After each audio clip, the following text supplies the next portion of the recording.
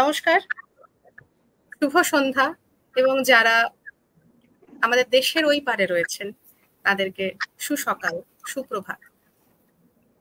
International day of piece, cultivating a culture of piece, এই theme নিয়ে আজকে আমাদের একসাথে বসা, কিছু নিজেদের চিন্তা ভাবনা শেয়ার করা একে অন্যের সঙ্গে, কি আমরা ভাবছি, পরের প্রজন্মের জন্য কি ভাবছি, এবং অবশ্যই সমস্ত চিন্তা ভাবনা, পড়াশোনা যাই হোক না কেন, সেখানে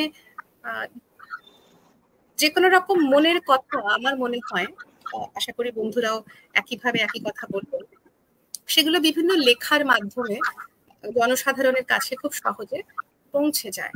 লেখা অর্থাৎ কখনো গল্পের বই হিসাবে, গল্প হিসাবে, কবিতা হিসাবে, কবিতা যখন সুরে আসে গানের মাধ্যমে ইত্যাদি। এই সবকিছু নিয়ে আজকে আমরা এখানে জড়ো হয়েছি international day of piece, cultivating a culture of piece নিয়ে। অনুষ্ঠান শুরু করার আগে কয়েকটা জিনিস যেটা আমাদের প্রতিদিনের দেখে নেওয়া, চেক করে নেওয়া, যে আমাদেরকে শোনা যাচ্ছে কিনা এবং দেখা যাচ্ছে কিনা, দুটোই। দেখা আশা করি নিশ্চয়ই যাচ্ছে, শোনা যাচ্ছে কিনা, আর বন্ধুদের কাছে সঠিকভাবে যাতে আমরা পৌঁছে যেতে পারি, আমি অন্তত কয়েকটা সেকেন্ড নিয়ে নেব আমাদের এই অনুষ্ঠানটাকে বিভিন্ন পেজে শেয়ার করে দেওয়ার জন্য। যারা আমাদের গেস্টরা আছেন, অতিথিরা আছেন, তারাও যদি চান অবশ্যই আপনাদের পেজের বন্ধুরাও যাতে দেখতে পায় অনুষ্ঠানটা। আমরা কয়েকটা সেকেন্ড সময় নিই ক্যামেরার ওপারের বন্ধুদের থেকে এবং শেয়ার করে দিই। ততক্ষণে আশা করি আমাদের বন্ধুরা চলে আসবেন ফেসবুকের এই লাইভ অনুষ্ঠান দেখতে। আমরা নিজেরা নিজেদের সাথে এবং যারা আমাদের অতিথিরা আছেন তাদের সকলের সাথে পরিচিত হব, এখনই হব।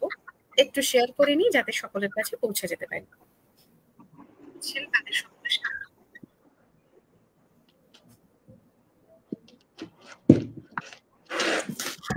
যদি কেউ থেকে থাকেন বন্ধুরা ক্যামেরার ওপারে, আমাদের যদি জানান যে অন্তত আমার কথা শোনা যাচ্ছে কিনা এবং আমাদের স্পষ্ট দেখা যাচ্ছে কিনা।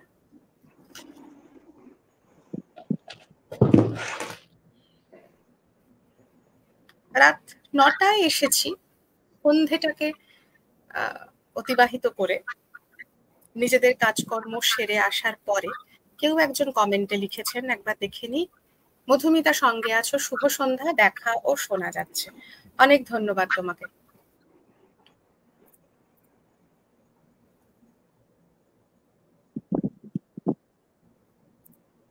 সঙ্গে বন্ধুরা আপনারা আসতে থাকুন, আমরা অনুষ্ঠানটাকে এগিয়ে নিয়ে যাই। এইসব দিন রাত্রি মনে হয় এর চেয়ে অন্ধকারে ডুবে যাওয়া ভালো। এইখানে পৃথিবীর এই ক্লান্ত, এই অশান্ত কিনারার দেশে এখানে আশ্চর্য সব মানুষ রয়েছে। তাদের সম্রাট নেই, সেনাপতি নেই, তাদের হৃদয়ে কোনো সভাপতি নেই। স্বাভাবিক মধ্যশ্রেণী, নিম্ন শ্রেণী, মধ্যবিত্ত শ্রেণীর পরিধি থেকে ঝরে এরা তবু মৃত নয়, অন্তবিহীন কাল মৃতবৎ ঘোরে। নামগুলো কুশ্রী নয়, পৃথিবীর চেনা জানা নাম এই সব। আমরা অনেক দিন এসবের নামের সাথে পরিচিত, তবু গৃহ নির্দেশ সকলই হারায় ফেলে ওরা। জানে না কোথায় গেলে মানুষের সমাজের পারিশ্রমিকের মতন নির্দিষ্ট কোনো শ্রমের বিধান পাওয়া যাবে। জানে না কোথায় গেলে জল, তেল, খাদ্য পাওয়া যাবে, অথবা কোথায় মুক্ত পরিচ্ছন্ন বাতাসে সিন্ধু তীর আছে। অনুষ্ঠান শুরু করলাম আজকে জীবনানন্দ দাশের কয়েকটি লাইন আপনাদের সামনে এনে এই সব দিন রাত্রি থেকে। বন্ধুরা যারা আছেন আপনারা আসুন, আপনাদের স্বাগত। চলে আসছি আমাদের অতিথিদের কাছে। আমি ছাড়া স্ক্রিনে আরো তিনজনকে দেখা যাচ্ছে। তিনজনের নাম আমি আশা করি স্ক্রিনে নিশ্চয়ই দেখা যাচ্ছে। খুব সংক্ষেপে একটুখানি বিবরণ আমরা ফেসবুকে দিয়েছিলাম, সেটা এমন কিছুই না। আসছি এক এক করে। প্রথমে আসছি গৌতম দার কাছে, ডক্টর গৌতম পাল। প্রণাম গৌতম দা। সাহিত্যিক গৌতম পাল, ছোট করে একটু পরিচয় দিয়ে দিই যতটুকু আমার জানা এনাদের সম্বন্ধে। জন্ম পুরুলিয়ার মামা বাড়িতে, শৈশব পড়াশোনা শ্যামনগরের অবন্তিপুর গ্রামে, সাহিত্যে হাতে খড়ি মণ্ডলপাড়া বিদ্যানিকেতনে, চেনা জানা নৈহাটির ঋষি বঙ্কিমচন্দ্র কলেজে, কলকাতা বিশ্ববিদ্যালয়ে আইনে স্নাতক, স্নাতকোত্তর বাংলা এবং ফরাসি ভাষা সাহিত্যে, পিএইচডি ফরাসি সাহিত্যে। সাহিত্যে সেই চেনা জানা থেকে ঘনিষ্ঠতা ও প্রেম এখানে। রেল স্টেশন মাস্টারি দিয়ে জীবন শুরু, শেষেও সেই মাস্টারি, তবে রেলের স্টেশনে নয়। কলকাতা বিশ্ববিদ্যালয় চন্দননগর এবং কলকাতা বিশ্ববিদ্যালয় এবং চন্দননগর কলেজে। মাঝে কিছুদিন ইউনাইটেড ব্যাংক অফ ইন্ডিয়ার টাকা আনা পাই, কলম ছাড়া শেষতক হাতে আর কিছু নেই। বিভিন্ন পত্রপত্রিকার লেখালেখি গৌতমদার রয়েছে, তার মধ্যে রয়েছেন মোহনা, মণিপুষ্প, বিহান, তৃণাঙ্কুর, তমোদ্দন, নীল লোহিত, বহুরূপী, বকলম, বাতিঘর, পটভূমি, মিনিয়েচার 101, উত্তরাপথ এবং বসুমতীতে বিভিন্ন সময়ে গল্প, প্রবন্ধ, নাটক, গৌতমদার লেখা ইত্যাদি প্রকাশিত হয়েছে। তার এক উল্লেখযোগ্য প্রবন্ধমালা রবীন্দ্র গঙ্গার ঘাটে ঘাটে। গৌতমদার নাছোড়, যুক্তমধ্য এক শ্যামল পৃথিবীর খোঁজে। তাই সীমান্তহীন সীমানায় তিনি বাঁধতে চেয়েছেন এই পৃথিবীকে। এ পথেই তার আয়ুধ, আরাপাসি, আনুই, অচেনা ভ্যানগক, আন দেশের কবি সিরিজ। তার উল্লেখযোগ্য গ্রন্থগুলি হলো শার্ল বোদলারের লিপিকা, পড়েছি গৌতমদা, আপনার থেকেই পাওয়া, প্যারিস ফিল্ম, গ্যালিলিওর চোখ, আমার মনের রীতিকথা, সীমান্তহীন সীমানার দেশে ইউরোপা, জঁ আনুই, আন্তিগোনের জনক, ভ্যান গখের চিঠিপত্র ও জীবনী নিয়ে বর্তমানে চলছে ডক্টর গৌতম পালের বিভিন্ন রকম গবেষণামূলক কাজ। গৌতম দা, আপনাকে আজকে এখানে এই অনুষ্ঠানে স্বাগত জানাই। আজকে সঙ্গে আমার ভালো লাগছে। হ্যাঁ, তুমি বলো না, পরে আমি বলছি। ওকে, আমাদের সঙ্গে রয়েছেন আরো দুই মানুষ। একজন হচ্ছেন সোমালি পান্ডা এবং সঙ্গে রয়েছেন অরূপ সাহা, রাইট? হ্যাঁ, সঙ্গে রয়েছেন মিস্টার সাহা, অরূপ সাহা। এনাদের সম্বন্ধে একটুখানি আমরা জানি, গৌতমদা সম্বন্ধে জানলাম, শুনলাম, আসছি। অরূপ সাহা একজন পেশাদার কূটনীতিক, যিনি এর আগে ঢাকায়, কাঠমান্ডুতে, প্যারিস, লিমা অর্থাৎ পেরু নামে যেটা আমাদের কাছে পরিচিত, এবং বর্তমানে সান্তো ডোমিঙ্গো অর্থাৎ ডমিনিকান প্রজাতন্ত্রের ভারতীয় কূটনৈতিক মিশনে উনি কাজ করছেন। ডমিনিকান প্রজাতন্ত্রে পৌঁছানোর আগে অরূপ কলকাতায় পররাষ্ট্র মন্ত্রণালয়ের শাখা সচিবালয়ের প্রধান ছিলেন।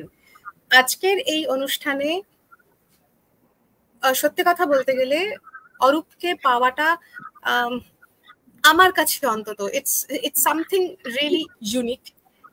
স্বাগত আপনাকে অরূপ, গুড মর্নিং। আমাদের সঙ্গে থাকুন, আসবো অনেক রকমের কথাবার্তায়, আপনার এক্সপিরিয়েন্স কিছু শেয়ার করা, এবং প্রশ্নের ঠেলা নিয়ে আসবো না অবশ্যই কারোর কাছে, গল্পের ছলে নিজেদের চিন্তা ভাবনা কিছু বন্ধুজনের সাথে আমরা আদান প্রদান করে নেব। আর সঙ্গে আছেন মিষ্টি ভাষী এখানে সকলেই, কিন্তু সুরের জগতের মানুষ। সঙ্গে আছেন সোমালি পান্ডা। সোমালিদি লখনৌ ঘরানার একজন ভারতীয় শাস্ত্রীয় গায়িকা, একজন নব্য শাস্ত্রীয় সঙ্গীত শিল্পী, গবেষক, লেখক এবং সিল্ক রুট সংস্কৃতির অন্বেষক। 2005 সাল থেকে তার নিজস্ব গবেষণা কাজের ভিত্তিতে মানব অভিবাসনের পথকে তিনি অনুসরণ করছেন। সভ্যতার সূচনা লগ্ন থেকে সঙ্গীতের অভিবাসন বোঝার জন্য এবং এই পথে জড়িত অসংখ্য সংস্কৃতির তিনি সন্ধান করে চলেছেন। তিনি মানুষের সাথে অভিভাষণের মাধ্যমে সঙ্গীতের অভিভাষিত সাধারণ নোটগুলো খুঁজে চলেছেন বিশ্বজুড়ে। শুধুমাত্র যে আমাদের রাজ্য জুড়ে, দেশ জুড়ে তা নয়, সোমালিদির এই কাজ সারা বিশ্বব্যাপী, এবং চূড়ান্ত লক্ষ্য হলো বৈশ্বিক সম্প্রীতি এবং শান্তির সন্ধান করা। সোমালিদি দেশ জুড়ে এবং আন্তর্জাতিক মঞ্চে আমাদের প্রাচীন শাস্ত্রীয় সঙ্গীতের প্রাকৃতিক সংমিশ্রণ সহ বিভিন্ন সংস্কৃতি এবং ফর্মের সাথে উনি পারফর্ম করে থাকেন, যা মহাবিশ্বের শব্দকে প্রতিফলিত করে। প্রাচীন বিশুদ্ধ নোটগুলির সাথে আধুনিক দিনের শব্দের সংলাপের মাধ্যমে এটাকে, যেটা আমরা বলে থাকি যথাযথভাবে মাইগ্রেটিং মিউজিক, এই নামেই পরিচিত। বর্তমানে তিনি শেহনাই মায়েস্ট্রো হাসান হায়দার খান এবং বেনারস ঘরানার পণ্ডিত রামলাল মিশ্রের সাথে দলবদ্ধ হয়ে একসঙ্গে পারফর্ম করছেন এবং পৃথিবীর এ প্রান্ত থেকে সে প্রান্ত ভ্রমণ করে বেরিয়েছেন। যা ওনার যে পারফরমেন্স, যে চিন্তা ভাবনা, কখনোই ব্যর্থ হওয়ার নয়। আমাদের আন্তরিক শুভেচ্ছা সবসময় তোমার সঙ্গে, যে এভাবেই সুর নিয়ে, মাইগ্রেটিং মিউজিক নিয়ে, সীমানা পেরিয়ে, সীমানার বাঁধন ছাড়িয়ে তুমি এগিয়ে চলো। তিনজনকেই আন্তরিক শুভকামনা, শুভেচ্ছা জানিয়ে আমাদের এই শ্রুতিমঞ্জরের অফিসিয়াল ফেসবুক লাইভ প্ল্যাটফর্মে স্বাগত। বন্ধুরা রয়েছেন সঙ্গে, দেখতে পাচ্ছি এবং আশা রাখছি আসবেন। আমি তিনজনকেই বলবো, সোমালিদি, গৌতম দা বা অরূপ আপনার ক্ষেত্রেও, আপনারা যদি চান সেক্ষেত্রে প্রোগ্রাম আপনাদের ফেসবুক পেজে শেয়ার করে দিতে পারেন, তাতে কোনো অসুবিধা নেই। শুরু তো করেছি অনুষ্ঠান, একটুখানি সুরের ভাঁজে যাব, তারপরে আসি অরূপ এবং গৌতম দার কাছে। একদম অবশ্যই। সোমালিদি যাচ্ছি। নমস্কার সবাইকে, যারা আজকে আমাদের ক্যামেরার ওপারে রয়েছে, অতিথিরা বাদ দিয়েও, তাদের সবাইকে অনেক অনেক ধন্যবাদ। এই একটা বিশেষ দিন, যে বিশেষ উদ্দেশ্য নিয়ে আজকে সুরমঞ্জরির এই অনুষ্ঠান, তাতে সামিল হওয়ার জন্য, এবং অবশ্যই মঞ্জরিকে অনেক ধন্যবাদ, এবং সঙ্গে দুজন যে অতিথি আছেন তাদের সবাইকে আমার নমস্কার। আসলে একটাই শব্দ, আমি গৌতম বাবুর যে বইটির নাম শুনলাম, ওটা আমার কাছে এত স্ট্রাইকিং লাগলো। মানে আমরা বলতে, আমি যে কাজটা একটা করার চেষ্টা করি, এটা কাজ বলে আমি ঠিক মনে করি না, তেমন খোঁজার চেষ্টা করি যে কোনোভাবে সীমানা অতিক্রম করা যায় কিনা সুরের মাধ্যমে, সারা পৃথিবীব্যাপী আমাদের ভাই বোন অথবা প্রতিবেশী খুঁজে পাওয়া যায় কিনা। তো আমরা এটা বইটি চাই, এটার নাম বর্ডারলেস হিউম্যানিটি, এটার খোঁজ আমাদের। আর গৌতম বাবুর বইয়ের নামও তাই, সীমানাহীনে। কথা শুনে আমার শুরুতেই যে সুরটা বাঁধা হয়ে গেল, সেটা সূত্রে আমি গান খুব বেশি গাইবো না, তবে একটুখানি দু লাইন গেয়ে আমি বিষয়টার মধ্যে ঢোকার চেষ্টা করি। এটা হচ্ছে জালালউদ্দিন রুমি, তার যে অনুগামীরা, যারা ওয়েটিং দারবিশ নামে সারা পৃথিবীতে পরিচিত, তো তাদের একটা গাইবার ধরন আছে, যেটাকে বলে ওরা, যেটা মানে যে ধরনের একটা সার্কুলার মোশনের নৃত্য এবং যে সুরের ধরন, সেটাতে ওরা সামা বা সমাধি বা ট্রান্সে পৌঁছন। সেই সুরের আদলে দেখা যাবে আমরা খুব সহজভাবে রবীন্দ্রনাথের একটা গানে পৌঁছতে পারি। বর্ডারলেসের যাত্রাটা আপাতত এটা দিয়ে শুরু করি, রুমির সুর থেকে রবীন্দ্রনাথের সুরে, যেখানে বিষয়টা এক কথায় বলা যেতে পারে, যেখানে খোঁজটা একই, এবং সেই খোঁজের সুর যদি ভেতর থেকে যেমন হওয়া উচিত তেমন ভাবে সৎসারিত হয়, তাহলে দেখা যাবে সুরগুলো বোধহয় কোথাও মিলে যাচ্ছে।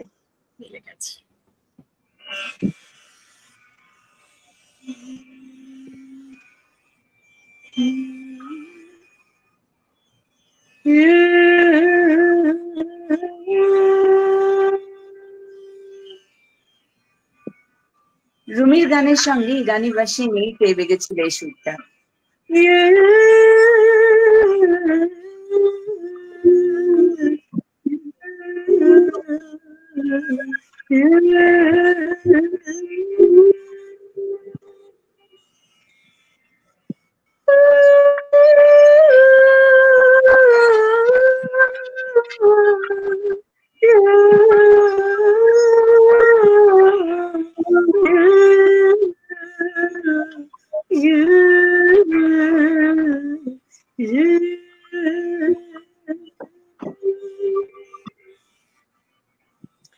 ওগো কাঙাল আমার কাঙাল করেছ, আর কি তোমার চাই ওগো কাঙাল আমার কাঙাল আর কি তোমার চাই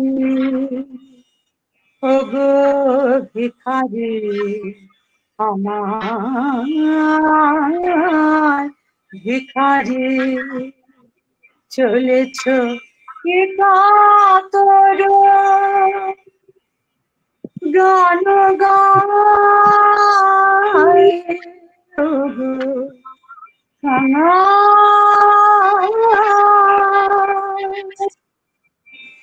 প্রতিদিন প্রাতে নব নব তো শিব তোমার সাছিল মনে ভিখারি আমার ভিখারি আয় আরো যদি মরে কিছু দাও রে আমি দেব তাই গো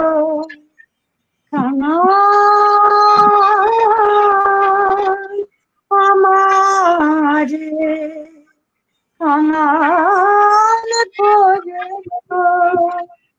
আরো কি তোমার চাই। ধন্যবাদ। কাঙাল আমারে কাঙাল করেছো আরো কি চাই। আমার সোমালিদির একটা যেটা খুব ইউনিক লাগে সেটা হলো যে গলা তার গায়কি এসবের তো কোনো প্রশ্নই আসছে না, ধৃষ্টতা কথা বলা। কিন্তু আমি বন্ধুদের একটা জিনিস জানাতে চাই, ইনস্ট্রুমেন্ট তো সঙ্গে নেই বলেই আমরা দেখলাম, কিন্তু সোমালিদি যখন কোথাও পারফর্ম করেন, দাঁড়িয়ে যখন গান করেন, আমরা সাধারণভাবে গিটার দেখতে অভ্যস্ত।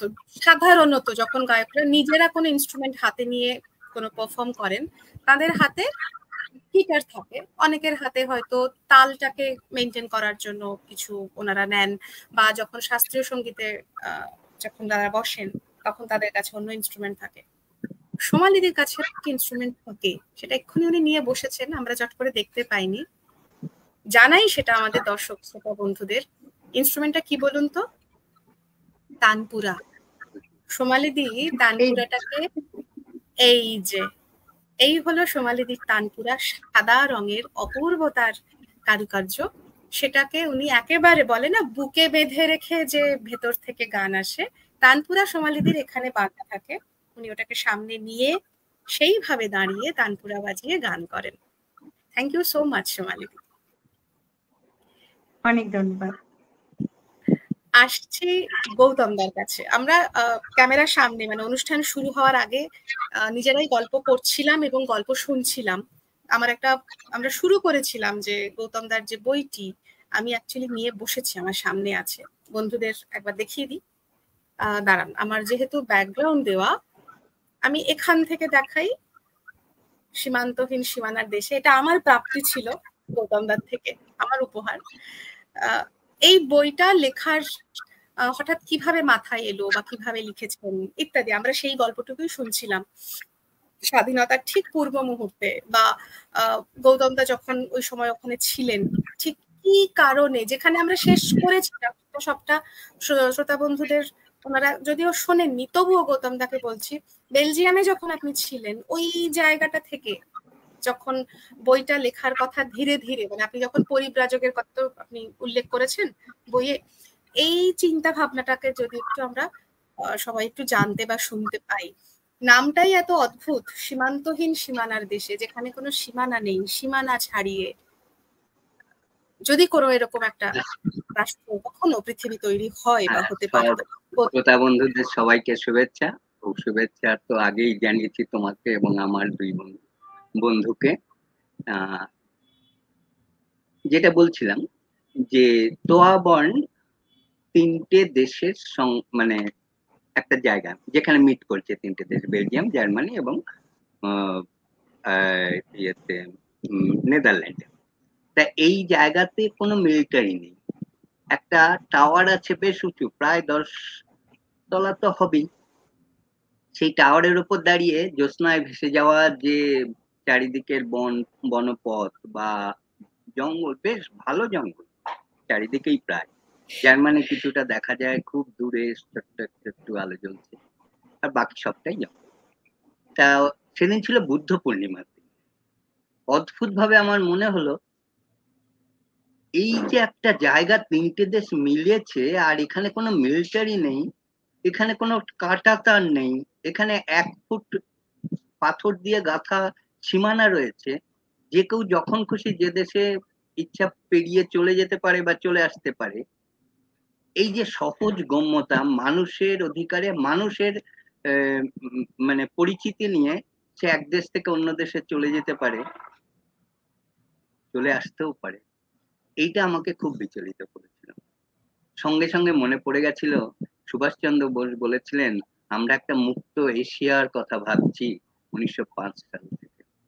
যেটা নেহেরু বলেছিলেন যে আমরা সবাই একসাথে এসে ভেবে দেখি না একটা বৃহত্তর এশিয়া তৈরি করা যায় কিনা।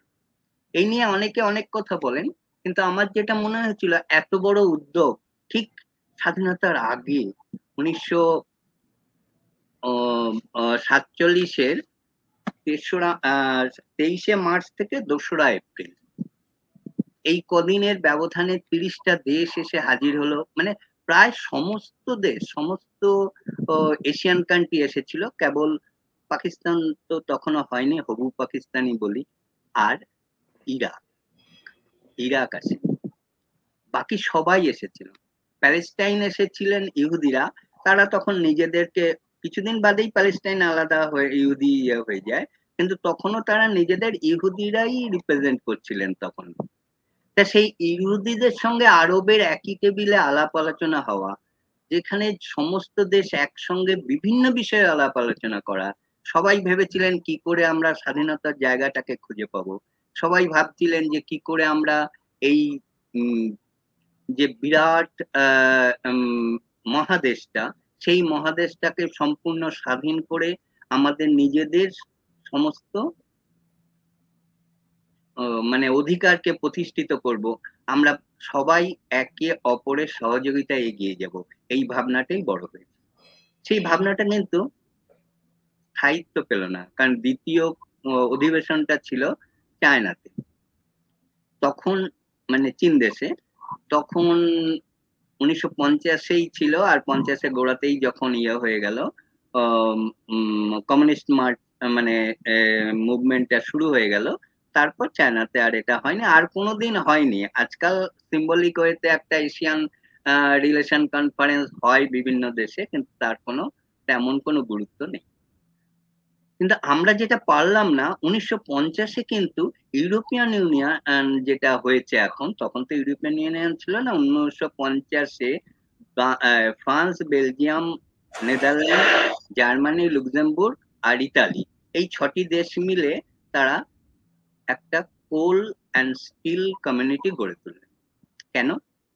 রবার্ট সুমন, যিনি এর নেতৃত্ব দিয়েছিলেন, সেই রবার্ট সুমন তখন একটা প্রপোজাল দিলেন, জার্মানি ভাগ হয়ে যাচ্ছে, জার্মানির কাছ থেকে যে যা পারছে লুট করে নিচ্ছে, পরাজিত দেশের যা অবস্থা, জার্মানিতে কয়েক লক্ষ লোক মারা গেছে, বেশ কয়েক লক্ষ লোক, জার্মানি ইহুদি শূন্য হয়ে গেছে, তারাও কয়েক লক্ষ। রোমারা জার্মানি ছেড়ে পালিয়ে গেছেন পোল্যান্ডে, সেখানেও রেহাই পাননি। রোমাদের কথা মনে পড়লে মনে পড়ে যায় চ্যাপলিনের কথা, চ্যাপলিন রোমা সম্প্রজাতির মানুষ ছিলেন। তা এই যে বিরাট ধ্বংসলীলা, সমস্ত ইউরোপ প্রায় 75% ধ্বংস হয়ে গেছে। সেই ধ্বংসলীলার ওপর দাঁড়িয়ে রবার্ট সুমন করলেন যে জার্মানিকে এইভাবে যদি আমরা লুট করে নিয়ে যেতে থাকি, তাহলে কিন্তু আমরা আর এক বিশ্বযুদ্ধের সামনে এসে দাঁড়াবো, সেটা তৃতীয় বিশ্বযুদ্ধ। সেদিনকে কিন্তু আর কোনো অস্ত্র আমাদের হাতে থাকবে না। যারা বেঁচে থাকবেন তারা আবার সেই প্রাগৈতিহাসিক মানে ইট কাঠ পাথর দিয়েই তারা তাদের যুদ্ধ করতে হবে। এরকম একটা অবস্থায় আমরা চলে যাব তৃতীয় বিশ্বযুদ্ধ যদি হয়। তা এইখান থেকে রোম চুক্তি হলো। রোম চুক্তির পর আস্তে আস্তে আরো অনেকগুলো চুক্তি পেরিয়ে তারা 1950 শুরু হলো। 1995-তে তারা এই 1980-তে, 1 মিনিট একটুখানি জায়গাটা দেখে নিন।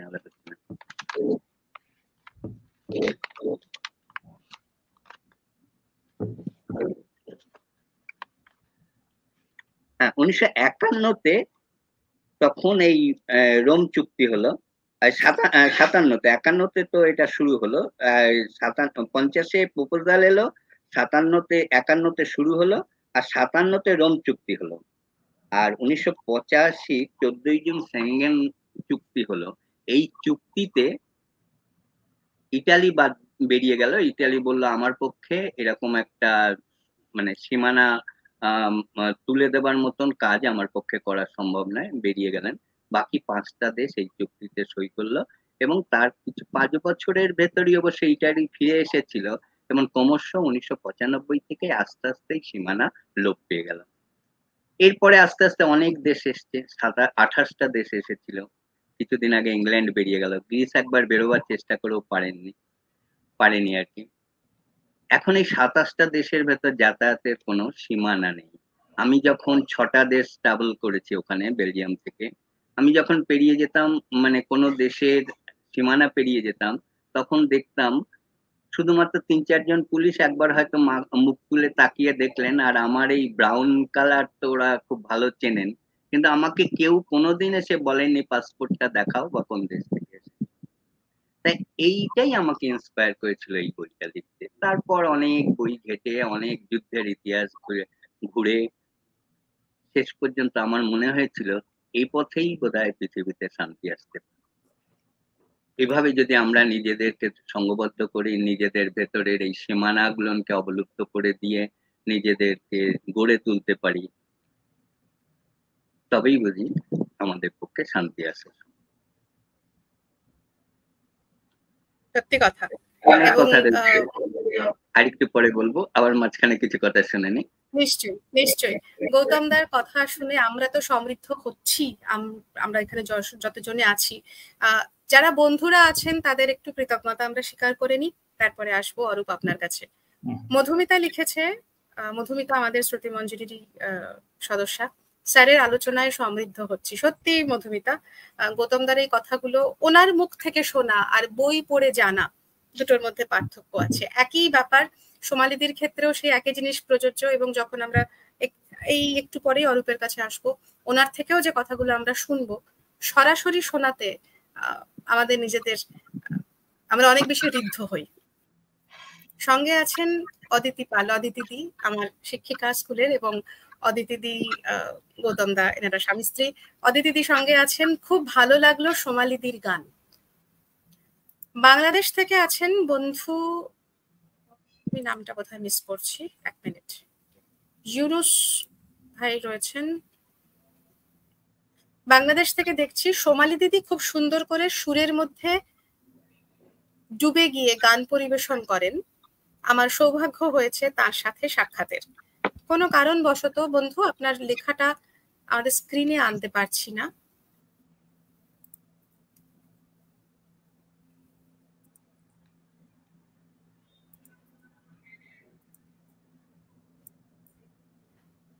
আমার কথা শোনা যাচ্ছে? যাচ্ছে। কয়েকটা লাইনে আসি। একালে দেয়ালিরও বাহার কম, বাহার খেলো আর বহর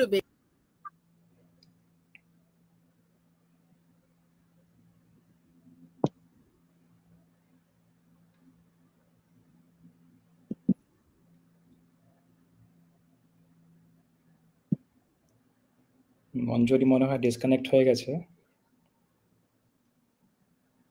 ঠিক আছে।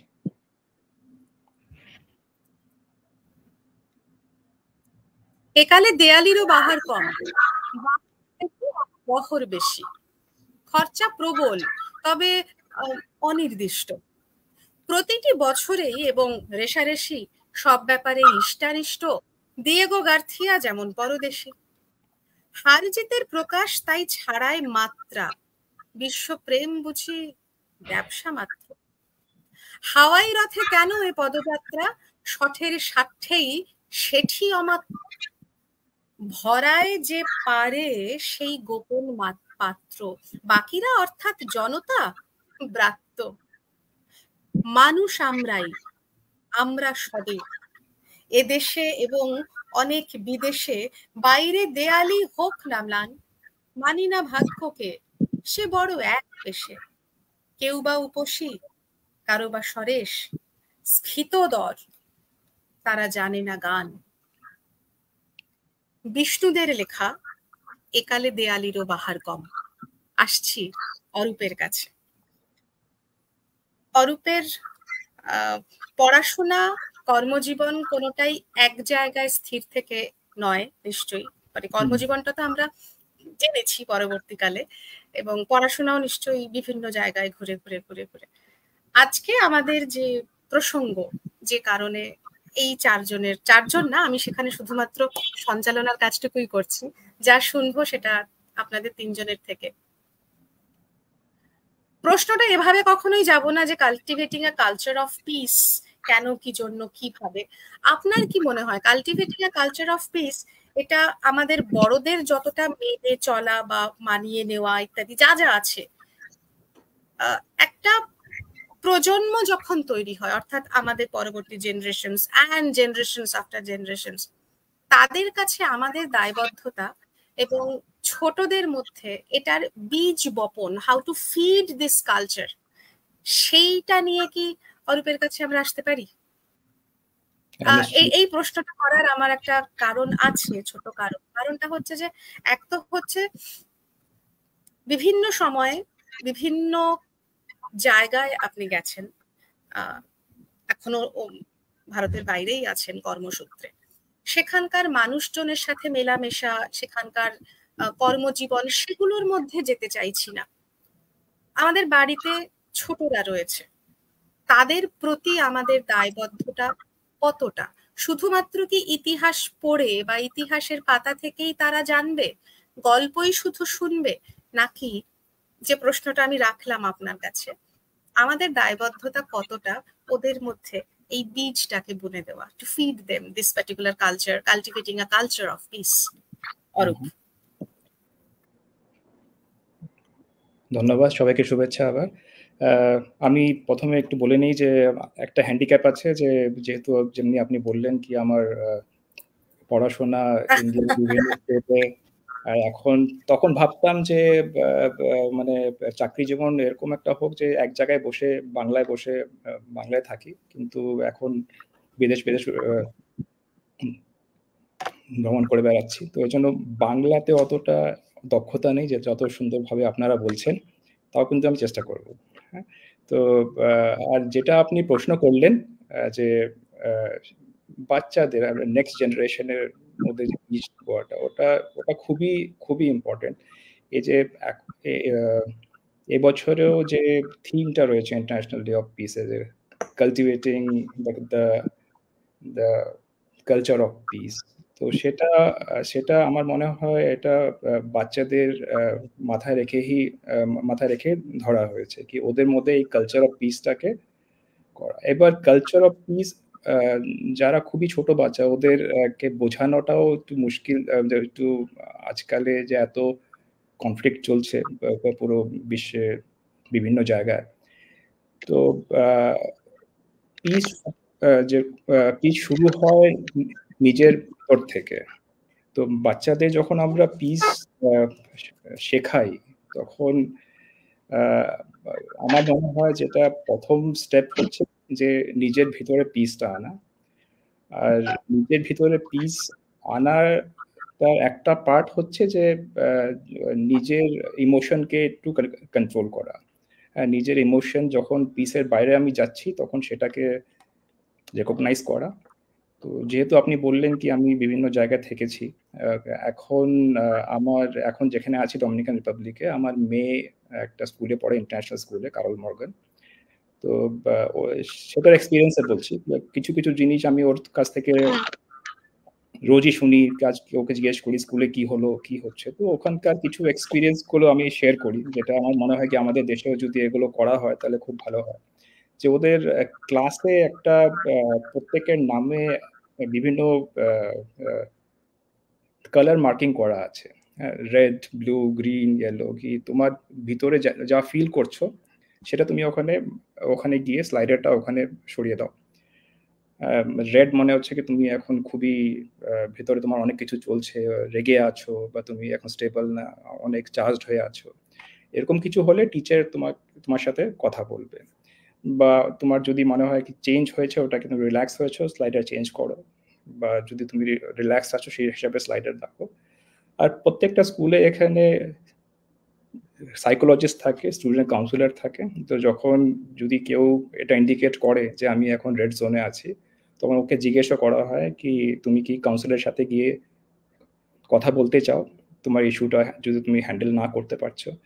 তো এটা বলার মানে হচ্ছে যে মানে এই বাচ্চাদেরকে ট্রেন করা যে নিজের ভিতরে যে কনফ্লিক্টগুলো চলছে সেটাকে প্রথমত হচ্ছে কি রেকগনাইজ করা কি আমার ভিতরে কনফ্লিক্টটা আছে, হ্যাঁ। আর সেকেন্ড স্টেপ হচ্ছে ওই কনফ্লিক্টটাকে রিজলভ করা। হ্যাঁ, শুধু ওদের ক্লাসেই না, ওদের বিভিন্ন সাবজেক্টে, যেরকম আর্ট ক্লাসে, ওদের স্প্যানিশ ক্লাসেও এরকম একটা জোন করা আছে যে তোমার ভিতরে যদি কিছু চলছে ওই জোনে চলে যাও, ওখানে কিছু টয়েস দিয়ে দিয়েছে, ফিজেট দিয়ে দিয়েছে, ফিজেটের সাথে প্লে করো, কিছু ওদের ফর্মুলা দিয়ে দিয়েছে নাকি 5 4 3 2 1, কি 5টা জিনিস ভাবো যেটা তুমি পছন্দ করো, 4টে জিনিস এরকম ভাবো যেটাকে তুমি এখন করতে ভালোবাসবে, এই ধরনের, যাতে কি তুমি কাম ডাউন হও। তো এই ধরনের অনেকগুলো ওদের প্রসিজার্স আছে, এরকম অনেকগুলো ওদের অ্যাক্টিভিটি করা আছে যেটা কি ফান হিসাবে বাচ্চারা নিজের ভিতরে যা ইমোশনটা চলছে সেটাকে রেকগনাইজ করে, আর ওটাকে যদি কিছু ইমোশনে যদি কোনো চেঞ্জ পাওয়া যাচ্ছে তাই সেটাকে অ্যাড্রেস করার চেষ্টা করে। তো এই যে এইভাবে আমার মনে হয় পিসের কালচারটা ডেভেলপ হয়। কেননা যদি আমি নিজের ইমোশনকে কন্ট্রোল করতে পারি তাহলে আমি একটা সুষ্ঠু সমাজ করতে পারবো, আমি নিজের এনভায়রনমেন্টটাকে এনরিচ করতে পারবো, আর এইভাবেই ওটা এগিয়ে যাবে আর। তো এই এডুকেশন একটা বড় রোল প্লে করে কিভাবে পিসের কালচারটাকে ডেভেলপ করা হবে। এডুকেশনের সাথেও আরো অনেক কিছু আছে যেটা পিস প্রমোট করে, মানে শুধু এডুকেশনই না, সোশ্যাল ভ্যালিউজ একটা কান্ট্রির, একটা কতটা ডেভেলপমেন্ট হয়েছে একটা কান্ট্রিতে, অনেক কিছু উপর ডিপেন্ড করে। আমি আরেকটা ছোট এক্সাম্পল দিই, আমার হঠাৎ করে মনে পড়লো যে ধরুন আমাদের দেশে আপনার গাড়ির একটা ছোট অ্যাক্সিডেন্ট হলো, তাহলে কি হয়? হ্যাঁ, মানে লোকেরা বাইরে বেরিয়ে যা তা বলতে আরম্ভ করে, মানে অনেক সময় রোড রেজে হয়ে যায়, অনেক সময় মারপিটও হয়ে যায়, কি করে হলো এটা সেটা। কিন্তু আমার মনে আছে আমি যখন প্যারিসে ছিলাম, ফ্রান্সে ছিলাম, তখন আমি আমার অফিসে যাওয়ার জন্য বাড়ি থেকে বেরোচ্ছি, আর পাশে একটা গাড়ি দাঁড়িয়ে ছিল, ওখান থেকে একটু ঘষা লাগলো আমার গাড়ির, আমারই দোষ ছিল। তখন গাড়িতে ভদ্রলোক একজন বসেছিল, তখন উনি আসলেন, উনি আমার গাড়িতে বসলেন। তো আমি খুবই অ্যাপোলজেটিক ছিলাম কি সরি, এটা আমার করা উচিত ছিল না, হয়ে গেছে, আপনি কি করতে হবে। ও বললো কি রিল্যাক্স, দিস ইজ লাইফ, হ্যাঁ সে লা ভি, ফ্রেঞ্চে বলছে এটা লাইফ, কিছুই হয়নি, এরকম তো হতেই পারে। তো ওখানে কি হয়, ওখানে ইন্স্যুরেন্স সেক্টরটা এত ডেভেলপ কি আপনি যেটা মনে করছেন কিভাবে অ্যাক্সিডেন্টটা হয়েছে, আপনি ওটাকে ডায়াগ্রাম করে ডিসক্রাইব করুন, অন্যজনও ডায়াগ্রাম করে ডিসক্রাইব করবে, দুজনে সাইন করবে, নিজের ইন্স্যুরেন্স কোম্পানিতে পাঠাবে, ইন্স্যুরেন্স কোম্পানিরা বসে ওটাকে রিজলভ করে নেবে কি কার কি দায়িত্ব ছিল, কে খরচাটা বহন করবে।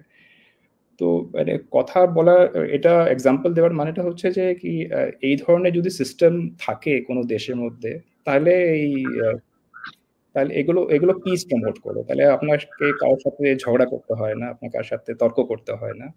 তো তো এই ধরনের ছোট ছোট এক্সপিরিয়েন্স গুলোতে বোঝা যায় কি অনেক কিছু আমরা নিজের দেশেও করতে পারি যেটা পিস প্রমোট করে। চমৎকার। বেসিক্যালি ওদের মুডটা আগে থেকে বুঝে নেওয়া, বা আমরাও ধরুন যখন ফোনে হয়তো কারোর সাথে কথা বলছি, অনেকেই আমরা আছি, হয়তো বেশিরভাগ ক্ষেত্রেই আমার অপরজন ফোনের ওপারে যিনি আছেন তিনি কি সিচুয়েশনে আছেন, বা if this is a right time to talk, এই যে একটা খুব বেসিক কিছু প্রশ্ন, এগুলো আমরা না করেই সরাসরি সেই বিষয়ে চলে যাই, জানিস তো কি হয়েছে, so that suppose to be a blast to that person. So এগুলো হয় কি, এই যে ছোট ছোট ছোট ছোট জিনিসগুলো যেগুলো কিনা আমাদের নিজেদের মধ্যেই আমাদেরকে শান্ত করে, আমাদের অচলাবস্থা বলুন, মনের উত্থান পতন যাই হোক না কেন, একটা যে ব্যালেন্স করা, সেই ব্যালেন্সটা কত ছোট বয়স থেকে কত সুন্দর করে তারা স্কুলে শিখছে। এবং আরেকটা কথা হচ্ছে যে ছোটদের থেকে আমাদের যে বিভিন্ন ছোট ছোট জিনিসগুলো শেখা, যেটা কিনা আমাদের বড়দের ক্ষেত্রে খুব বড় মাপের কাজে লাগে। আরো কয়েকটি প্রশ্ন নিয়ে আসবো অরূপের কাছে, তার আগে আসবো সোমালিদির কাছে। সোমালিদি,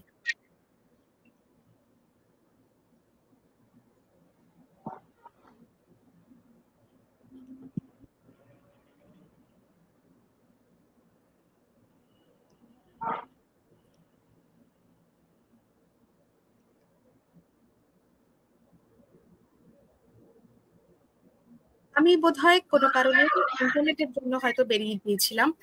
সোমালিদির কাছে আসছি, আমাদের একটু ভাসিয়ে নিয়ে চলো শান্তির রাজ্যে, তোমার সুরে মিশে যাই।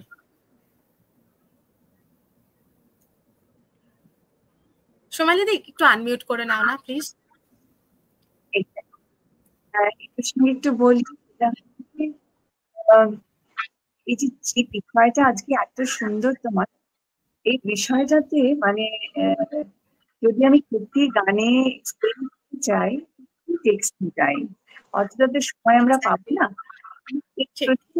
আগে কথাটা যেটা বললে না, সেটা কথা বলার দুটো একটা জিনিস বলার লোক সামলাতে পারছি না বলে বলি, সেটা হচ্ছে বাচ্চাদের মধ্যে, পরবর্তী জেনারেশনের মধ্যে আমরা কিভাবে পিস, আসলে তো তাই, মানে পৃথিবী তো আগামী দিনে তাদেরই হাতে, এবং পরে ক্রমশ যেতে থাকবে তাদের পরবর্তী জেনারেশনের কাছে। তো আমরা যদি এখনই খুব সচেতন না হই তাহলে বোধহয় দিন বেশ ভয়ঙ্কর।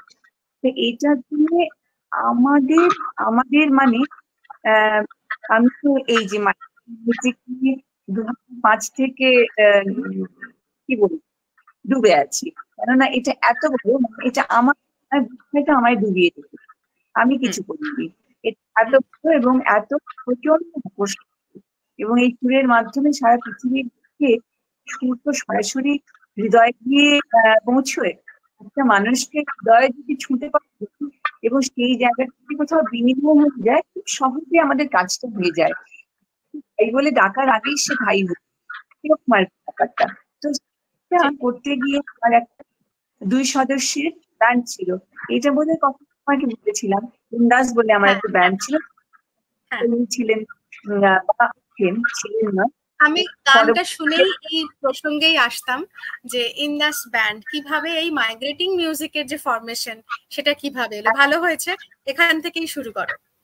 হ্যাঁ হ্যাঁ বলি, মানে কেন সত্যি গানটা গাইতে গেলে আমার মনে হচ্ছে অনেক কথা শোনা এবং বলা হচ্ছে না, তো নিশ্চয়ই গান গাইবো আবার 2 লাইন, কিন্তু তার আগে মাইগ্রেটিং মিউজিক এই বিষয়টা যে খুব ধরে বেঁধে গবেষণার কাজে শুরু করতে তেমন না।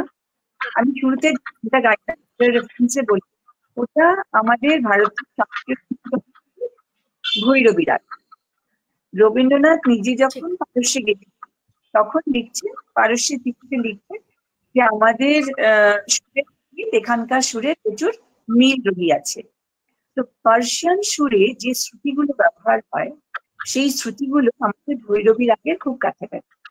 এবার আমাদের ভৈরবী রাগটা হলো, আবার যদি ওয়েস্টার্ন ক্লাসিক্যাল যায় তো দেখা যাবে ফিজিয়ান স্কেল যেটা, সেটা হচ্ছে আমাদের ভৈরবী রাগের কাছাকাছি। মানে ভৈরবী এমন একটা শক্তিশালী রাগ আমাদের ক্লাসিক্যাল মিউজিকে, সেটা দিয়ে আর পৃথিবীর সমস্ত মানুষ একটা মজা, এই মজাটা ব্যবহার করবো না, আরো বেশি মানুষের খোঁজটা যে এরকম ভাবে এই ফিজিক্যাল অর্ডার সারা পৃথিবীর মধ্যে যে ফিজিক্যাল অর্ডারের সুর, সমস্ত সুরগুলো খুব উঁচু পর্যায়ে গাওয়া। এই এত উঁচু পর্যায়ে গাওয়ার কারণটা কি? একটাই বোঝা যে যেখানে আমরা ঈশ্বরের আমরা উপাসনা করছি তার স্বরূপটা আকার বা প্রকার জানি, বাস্তবায়ন কথা বলা যায়, কিন্তু জানি না যে কতটা ব্যক্ত হয়ে আছে, জানি না সারা আকাশ বাতাস প্রান্তর সমস্তটা খুঁজতে যখন হবে তখন নিজের ভেতরে যতটা শক্তি আছে ততটা শক্তি গলার ভেতর থেকে বের করলে মিস্টিক্যাল অর্ডারের মিউজিক গুলো তো এই জন্য বোধহয় এতটা উঁচু পর্দায় কাউকে জোরে ডাকতে গেলে যেরকম আমরা খুব প্লুতস্বর যেটাকে বলে আর কি, জোরে ডাকা হয় যে উঁচু গ্রামে, সেরকম ভাবে শুরু আর কি মাইগ্রেটিং মিউজিকের শুরুটা। তো আমি এটাও ঠিক বলতে চাইছিলাম না, যেটা বলতে চাইছিলাম সেটা হচ্ছে মাইগ্রেটিং মিউজিক এখন এসে পৌঁছেছে এমন একটা জায়গায়। 2 সদস্যের ইন্দাস ব্যান্ড ছিল, আমার সঙ্গে ছিলেন বাংলাদেশের MF হোসেন। তো ও আর আমি মিলে একটা খুব মিনিমালিস্ট ওয়েতে ও বেস বাজান উনি, এবং উনি আমার সঙ্গে ভোকাল সাপোর্টও দিতেন। এইভাবে আমরা না পৃথিবীর সারা বিভিন্ন প্রান্তের সুর, বিশেষত মিস্টিক্যাল এগুলো, সেগুলো সুরগুলো কিভাবে কানেক্টেড হয়ে আছে এইগুলো আমরা রেফার করে গাইতাম। প্যান্ডেমিকের সময় সেখানে যখন ওরা বললেন এই যে তোমাদের মেসেজটা খুব একটা স্ট্রং মেসেজ, মানে ইমাজিনেশন যখন একটা রিভিউ করাম, হয়তো রিভিউ করাম এইভাবে নিউ ইয়র্কে, সেখানে আমরা সেখানে গাইতে গিয়ে তখন আমরা একটা তখন আমাদের জিজ্ঞেস করি তোমাদের মেসেজটা অ্যাকচুয়ালি বলো। তখন সেখানে আমি বলেছিলাম যে মাইগ্রেন্টসরা হচ্ছে আসলে মেন স্ট্রিম পিপল, যাদের কাঁধে ভর দিয়ে সারা পৃথিবী ব্যাপী সভ্যতা এগোয়। আর আমরা যারা কমফর্ট জোনে বসে থাকি তারা বসে থাকি, আমাদের কাঁধে ভর করে সভ্যতা এগোয় না, আমরা সভ্যতার ফল ভোগ করি। কিন্তু যারা মাইগ্রেন্টস, যারা বেরিয়ে পড়েছেন যে কোনো কারণেই হোক, তাদের কাঁধে আসলে কিন্তু ভর করে সভ্যতা এগোয়। So they are the main stream people. আর আমরা যদি মাইগ্রেন্টদের বিষয়ে একটুখানিও কিছু করে থাকি সেটা আমাদের সৌভাগ্য, যে যতটুকু 1 ইঞ্চি 2 ইঞ্চি পারি, বেশি কিছু করার সৌভাগ্য আমাদের কারোরই তেমন হয় না, কারণ বিষয়টা অগাধ, অনেক বড় বিষয়টা। যতটুকু করি আমরা আসলে সভ্যতার সেবা করি। এখন ইন্দাস ব্যান্ড এখন ফাউন্ডেশন হয়েছে, আমাদের ফাউন্ডেশনের তরফে বাচ্চাদের জন্য, যেটা বললে পরবর্তী জেনারেশনের জন্য আমরা একটা একাডেমি করেছি। সেই একাডেমিটার নাম হচ্ছে ভার্সিটি অফ ইন্ডোলজি ড্যাশ। এখানে সারা পৃথিবীর যত প্রাচীন সভ্যতা আছে, যত প্রাচীন সভ্যতার যত প্রাচীন এলিমেন্টস আছে, সেগুলোর চর্চা করতে শুরু করেছি আপাতত প্রাথমিক পর্যায়ে কিছু ওয়ার্কশপ এবং ডিপ্লোমা কোর্সের মাধ্যমে। এই সেপ্টেম্বর থেকে আমাদের ডিপ্লোমা কোর্সগুলোর উদ্বোধনী কোর্সেস শুরু হচ্ছে, আর ওয়ার্কশপ গুলো শুরু হচ্ছে। এটা হচ্ছে শুধু বাচ্চাদের, স্টুডেন্টদেরকে জানিয়ে দেওয়া যে আসলে তোমরাও দেখো অতটাই গভীরে অনুভব করো এই আমাদের যে প্রাচীন সভ্যতা এবং তার যে লিগ্যাসি, সেটা তার কারণ সারা পৃথিবীতে আজকে আমার বাড়ির বাচ্চা বা চায়নার, আমেরিকার, ইউরোপিয়ান ইউনিয়নে কোথাও যে বাচ্চাটি আজকে ট্যাটু করাতে যাচ্ছে, সারা পৃথিবীব্যাপী বোধহয় টিনেজাররা এখন সবাই পছন্দ করে ট্যাটু যখন করাতে যায় সবাই আঁকে একটা করে এনশিয়েন্ট মোটিভ, হয় কোনো ড্রাগন, একটা কোনো এমন এক পাখি, অনেকটা আমাদের গরুর হতে পারে বা অন্য কোনো ড্রাগন লাইক পাখি, কিংবা কোনো সংস্কৃত মানে দেবনাগরী বা গ্রিক কোনো একটা লেটার কিংবা ম্যান্ডারিন। এই যে প্রাচীনত্বের বিষয়টা আমার খুব ভেতরে গভীরে কোথাও আছে, সেই ভালোবাসাটাও আমাদের মধ্যে আছে, আমরা শুধু জানি না কেন। তো আমরা যদি ছোটদেরকে একটু বুঝিয়ে দেবার, চিনিয়ে দেবার, হাত ধরে নিয়ে একটু সঠিক জায়গায় পৌঁছে দেবার দায়িত্বটা নিই, তাতে বোধহয় আমাদের মতন ওদেরও উপকার হয়, আমাদেরও হয়, যে পেশেন্স লেভেলটা বেড়ে যায়। আমাদের তার বিষয়টা, শেকড়টা কতটা কাছাকাছি, কতটাই মানে যখন ফিফথ সেঞ্চুরি বিসিতে যোগাযোগ ব্যবস্থা জিরো নয়, প্রায় মাইনাস, তখনও যখন গ্রিসে বসে একটা প্রোগ্রেশনের চেষ্টা করছে যে নিউমেরিক্যাল প্রোগ্রেশন কিভাবে যাচ্ছে, 1 2 3 4 করে কি করে যাচ্ছে, আর এখানে আমাদের পিঙ্গলা জিরো, তার মাধ্যমে আমরা অসীমে পৌঁছচ্ছি, মাধ্যমে ভবিষ্যতে এবং নয় আরো ভবিষ্যতে ফিজিক্স আরো হায়ার অ্যান্ড হায়ার স্টেজে পৌঁছে যাবে এই অসীমের কল্পনার মাধ্যমে। এই যে পুরো জিনিসটার যে একটা কানেক্টিভিটি সারা পৃথিবী ব্যাপী, জ্ঞানের, অনুভবের, সঙ্গীতের নানান প্রজেক্টসে, এই যদি আমরা চিনতে পারি, আমাদের মধ্যে বোধহয় একটু পেশেন্স বাড়বে, আর আগামী পৃথিবীটা অনেকটা বেশি শান্ত হবে। আমাদের উদ্দেশ্য বর্ডারলেস, আমাদের উদ্দেশ্যটা হচ্ছে গ্লোবাল হারমোনি বা গ্লোবাল পিসের যে যতটুকু এগোনো যায় আমাদের সীমিত পক্ষে। মনে হয় সাধ্যটা সীমিত নয়, একটু করে সবার, আমার সাধ্য সীমিত হতেই পারে, কিন্তু আমার, তোমার, আরো যারা আছেন সবাই যদি আমরা একটু একটু করে করি, আমরা যেতে পারি ওই ইনফিনিটি পর্যন্ত। This is our mission, borderless humanity. এই যে তুমি বা অরূপ এবং আমরা সবাই যে আলোচনা করছি ছোটদেরকে নিয়ে, আমার একটা কথা খুব মনে হয় জানো, জাস্ট এই ফোরামে মনে হলো শেয়ার করি। পড়াশোনা তো ঠিক আছে, ওটা তো বাই ডিফল্ট আমাদের অপশন নেই, নিশ্চয়ই পড়াশোনার বিভিন্ন রকম ধরন আছে, পঠন পাঠন পদ্ধতি আছে, কিন্তু তার সঙ্গে বড় হওয়ার পরে যে বড় হওয়া বা টিনেজ সেই টাইমটা থেকেও বলছি, নিজের সঙ্গে থাকা, নিজের সঙ্গে থাকতে শেখা, এই শেখাটার জন্য মনে হয় এটা সম্পূর্ণ আমার মতামত, আপনারা ভালো বলতে পারবেন, সেখানে না শিল্পটাকে খুব ছোট বয়স থেকে তাদের মধ্যে বীজ বপন করার খুব দরকার।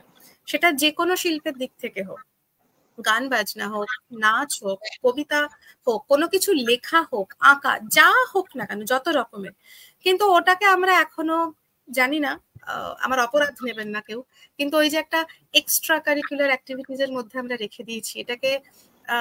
যারা রয়েছেন বাবা মায়েরা, বা তার মধ্যে আমিও পড়ি, এটাকে যদি আমরা একটু পড়াশোনার পাশাপাশি ওদেরকে একটু সাপোর্ট করি না, ওরা হয়তো একটা সুন্দর খিদে পেলে যেরকম এক এক সময় হয়, আমার ছোট মেয়ে যেমন বলে, আজকে বলছে দুপুরে খিদে পেয়েছে, যেটা ওর পাওয়ার কথা না, এন্ড লেটার আই রিয়েলাইজড কি পেয়েছে না, ওর চকলেট পেয়েছে, মানে সামথিং একটা কোনো ক্রেভিং, ও সেই সময় চকলেট টুকুর ওর জন্য ওর খিদে পেয়েছে। এই যে নিজেকে কন্ট্রোল করতে শেখা, একটা জায়গায় নিজেকে ভালো লাগানো এবং নিজেকে শান্ত রাখা, যেটা সবচেয়ে বেশি দরকার, শান্তির খোঁজ করা, যেটা বড় হয়ে হয়তো কাজে লাগে, হয়তো কেন নিশ্চয়ই কাজে লাগে। সেই জন্য বা সোমালি দিও যে কাজের কথাগুলো বলছেন, আমরা যদি একটু শিল্পটাকেও মনে হয় সঙ্গে সঙ্গে রাখি প্রতিটি পদক্ষেপে, তাহলে মনে হয় আমাদের পরবর্তী প্রজন্ম কোথাও নিজেকে শান্ত রাখার কিছু না কিছু একটা জায়গা খুঁজে পাবে। তার সাথে পড়ার যে প্রসঙ্গটা, একটা ছোট্ট প্রসঙ্গে আসি একটু অরূপের কাছে, আমি ভেবে রেখেছিলাম প্রশ্নটা করব। শিল্প পড়াশোনা থেকে আরেকটা যে আসছে, যে ছোটদের মধ্যে বীজ বপন করা, এবং পাশাপাশি আমাদের যে social activities, as in social activities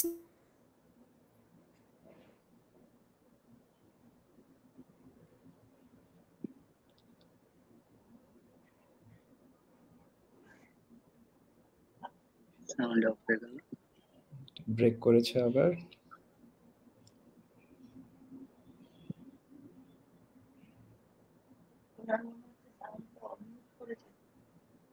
আমার সাউন্ড তো ঠিক আছে।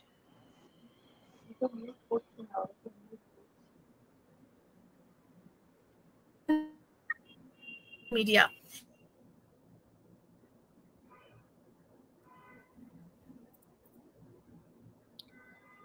প্রশ্নটা করার কারণ এইটা যে ছোটদের ক্ষেত্রে আমরা বাবা মায়েরা কি করি, ওদেরকে শান্ত রাখা বা আমাদের নিজেদেরকে চেঁচামেচি থেকে একটু বিরত রাখার জন্য খুব সহজে হাতে গ্যাজেটটি ধরিয়ে দিই, আমরা সকলেই করি কম বেশি। সেক্ষেত্রে ওদের যে নিজেদেরকে যে পিস নিয়ে আমরা কথা বলছি, ছোটদের মধ্যে যে ফিড করানোর, cultivating a culture of piece, সেখানে এই সোশ্যাল মিডিয়াটা কিভাবে সেটা আজকের দুনিয়াতে, আজকের বর্তমান প্রজন্মে কিভাবে সেটা চ্যালেঞ্জেস তৈরি করছে? অরূপের কাছে আসতে চাইছি। খুব বেশিক্ষণ আর সময় নেব না, প্রায় 1 ঘন্টার কাছাকাছি আমাদের হতে চললো। আমার নিজস্ব গুটি কয়েক কিছু জিনিস জানার আছে এনাদের থেকে। বন্ধুদের যদি কিছু জানার থাকে, এখানে তো আমাদের লেখা ছাড়া কমিউনিকেট করার জায়গা নেই, প্লিজ আমাদের লিখে জানান, আমরা আমাদের অতিথিদের কাছে সেই প্রশ্নগুলো তুলে ধরবো।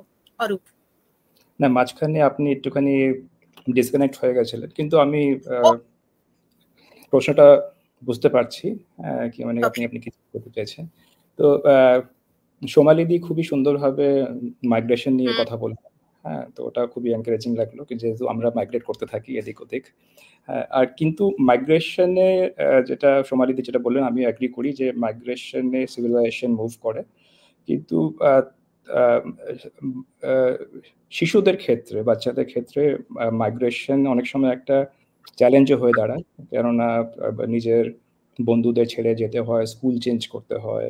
তো অনেক সময় কে কিভাবে ওটাকে ডিল করছে তার উপর ডিপেন্ড করে কিভাবে মেনে নিচ্ছে। কিন্তু যেহেতু আমরা এখন ইন্টারন্যাশনাল ডে অফ পিস নিয়ে কথা বলছি, আর কালচার অফ পিস যেটা ইউএনএ যখন ইন্ট্রোডিউস হয়েছিল, মনে হয় 81 ইন্ট্রোডিউস হয়েছিল, তখন একটা ওর মধ্যে অফশুট এটাও ছিল যে কালচারটা, হ্যাঁ, মানে কালচারের ইম্পর্টেন্স, ঠিক আছে। তো এই জন্য মানে যেটা ইউএনএ যখন কালচার অফ পিস কনস্টিটিউট করা হয়েছিল, এক্সপার্টসরা ওরাও যে কালচারের পিসের মধ্যে যে কতটা ইম্পর্টেন্স ওরাও বুঝতে পেরেছিল। তো সেটা আমারও মনে হয় কি এত এখন কসমোপলিটন লাইফ হয়ে গেছে, এখন মানে একটা ওয়ার্ল্ড, বর্ডারলেস ওয়ার্ল্ড যেটা আমরা এখন আলোচনা করছি, গ্লোবালাইজড ওয়ার্ল্ড। তো সেখানে নিজের কালচারাল আইডেন্টিটিটাকে মেনটেন করাটাও খুবই প্রয়োজন। নিজের রুটস, নিজের কালচারের রুটের সাথে কানেক্টেড থাকাও খুবই প্রয়োজন। তো আর এর জন্য যেভাবে আপনি বললেন কি একটা কালচারে মধ্যে ঢুকে থাকা, কিছু একটা কালচার বা আর্ট ফর্ম শেখা, সেটা পিসের জন্য খুবই ইম্পর্টেন্ট। হ্যাঁ, মানে নিজের, কেননা সেটা দিয়ে নিজের ইমোশনকে কন্ট্রোল করা যায়, একটা পজিটিভ একটা জিনিস শেখা যায়।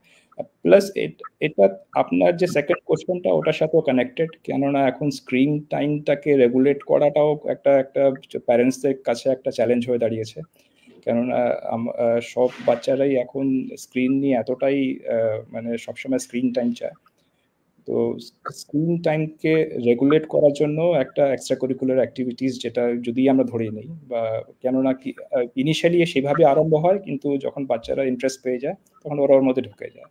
তো সেটাও একটা হচ্ছে কি স্ক্রিন টাইমটাকে পজিটিভ ভাবে কম করার। আর সোশ্যাল মিডিয়ার ইনফ্লুয়েন্স আজকাল খুবই, ছোট বাচ্চাদের ক্ষেত্রে স্পেশালি এটা রেগুলেট করা যে স্ক্রিনে কি দেখছে, কি ফিড নিচ্ছে, কেননা আজকাল সোশ্যাল মিডিয়াতে বিভিন্ন ধরনের ফিড আসছে, বিভিন্ন ধরনের ফিড থাকে, তো ওটাকে ছোট বাচ্চাদেরকে অনেকভাবে ইনফ্লুয়েন্স করে। তো এটা একটা চোখ রাখা যে কি ফিড কনজিউম করছে বাচ্চা, তো সেটাও খুবই প্রয়োজন। কেননা আর যেহেতু পিস নিয়ে কথা বলছি, যে এখন আপনি যে কোনো নিউজ মিডিয়ামের কোনো অ্যাপ খুললেই যে নিউজ যেটা থাকে সেটা মোস্টলি নেগেটিভ নিউজ।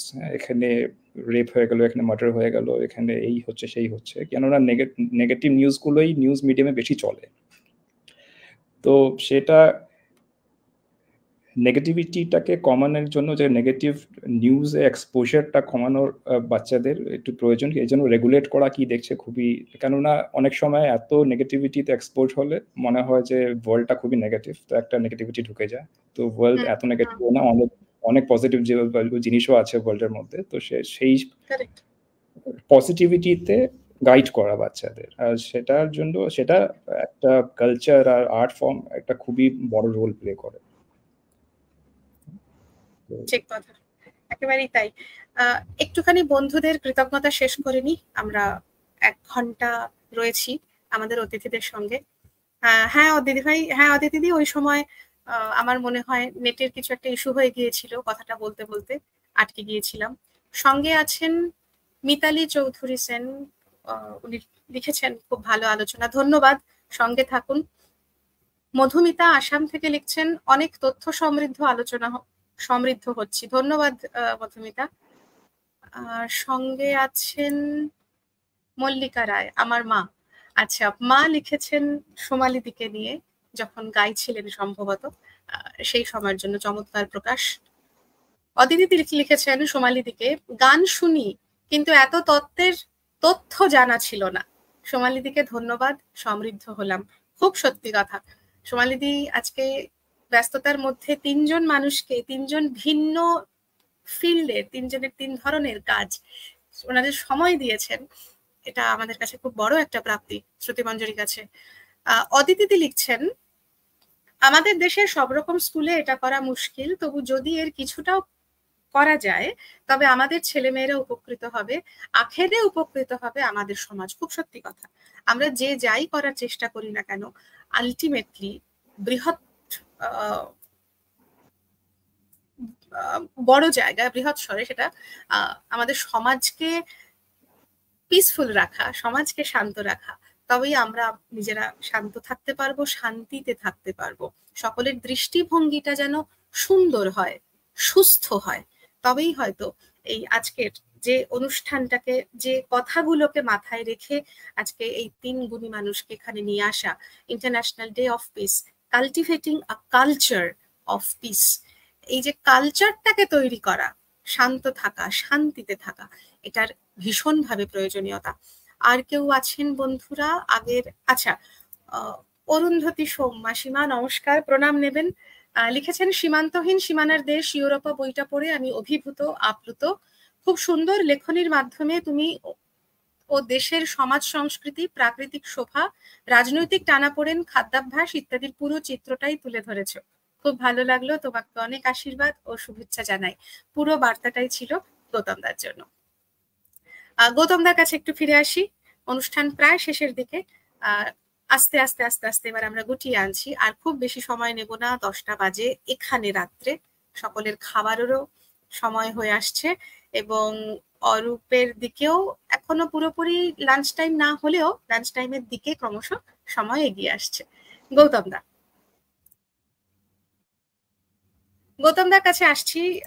আমরা তো শুনলাম কি প্রেক্ষাপটে, কোথা থেকে এই চিন্তা ভাবনা ইত্যাদি। গৌতমদার বর্তমানে এই মুহূর্তে যত রকমের কাজ চলছে, বিভিন্ন রকম নিরীক্ষণমূলক যে কাজকর্ম চলছে, সেগুলো সম্বন্ধে, তাতে আজকের দিনের আমাদের যে subject cultivating a culture of piece, এরকম নিয়ে কি আর অন্যরকম কিছু কাজ চলছে? আই মিন টু সে, সীমান্তহীন সীমানার যেরকম তোমার বই লেখা, সেই ধরনের কোনো কাজ চলছে, না অন্য কিছু নতুন কোনো নিরীক্ষার দিকে চলে যাওয়া হয়েছে? গৌতম দা, আনমিউট করতে হবে 1 মিনিট। এখন যে কাজটা করছি সেটা হচ্ছে ভ্যান গগে করেছি, আপনি বলুন।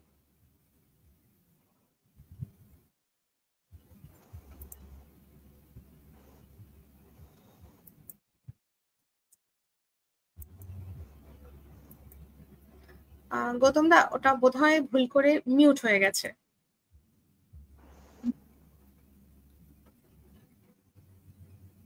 ও আচ্ছা, ঠিক আছে, এখন শোনা যাচ্ছে? একদম ঠিক আছে, হ্যাঁ হ্যাঁ বলুন। এখন যে কাজটা করছি সেটা ভিনসেন্ট ভ্যান গগের জীবনী নিয়ে একটা ছোট নয়, একটু বড়ই একটা উপন্যাসের ওপর, কিন্তু জীবনীটা পুরোপুরি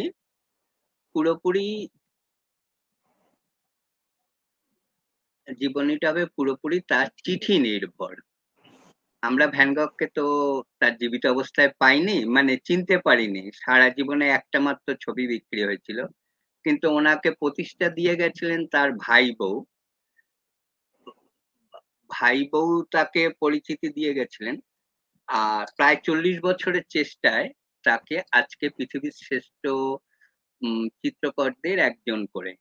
ভ্যান গগের ভেতর থেকে একটা জিনিস পাওয়া গেছে, কি কঠোর পরিশ্রম করে একজন মানুষ সারা জীবন তিনি ব্যয় করে গেলেন, প্রায় 37 বছরের জীবনটা মাত্র, কিন্তু সেই জীবন দিয়ে কিভাবে তিনি নিজেকে প্রতিষ্ঠা করে গেলেন যেটা আমরা তখন বুঝতেই পারিনি।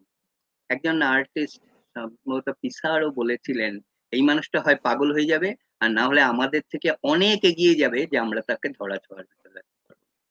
তা ঘটনাটা তাই, মানুষটা কিন্তু কোনোদিন পাগল হননি, তিনি আমাদের ধরা ছোঁয়ার বাইরে চলে গেছিলেন, তাকে ধরতে 40 বছর সময় লেগেছিল।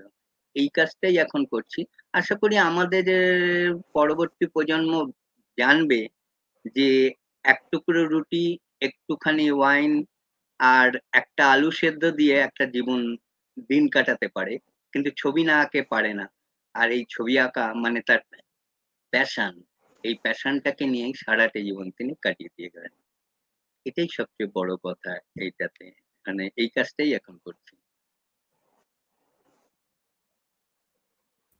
কথা প্রসঙ্গে গৌতমদা যে কথাটা বললেন, সো এই প্যাশনটাই মনে হয় আমাদেরকে নিজেদের মধ্যে শান্তি খুঁজে পেতে সাহায্য করে, তাই না? যেটাকে আমরা এক্সট্রা কারিকুলার অ্যাক্টিভিটিস বা শিল্প ইত্যাদি নিয়ে কথা বলছিলাম, সেটা যদি বই পড়াও হয় সেটাও অবশ্যই ইনক্লুডেড।